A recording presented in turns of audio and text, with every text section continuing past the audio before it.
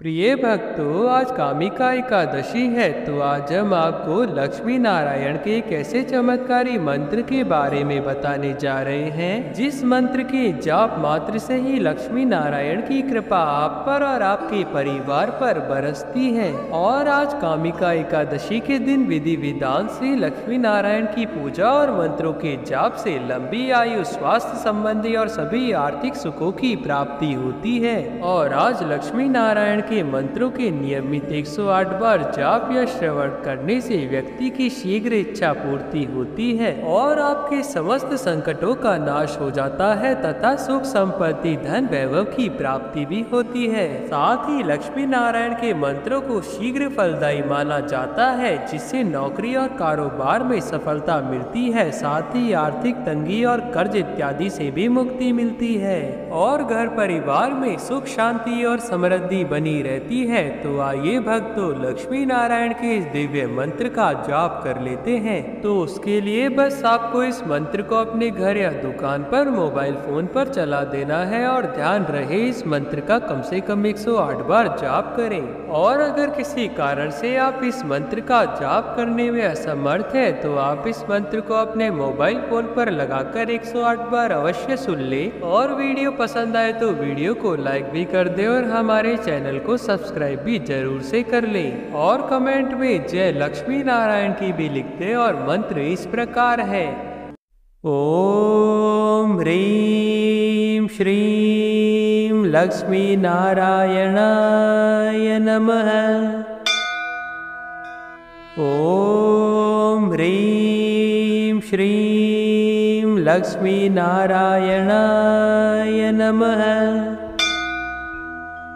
ओम ह्रीं श्रीं लक्ष्मी नारायणाय नमः।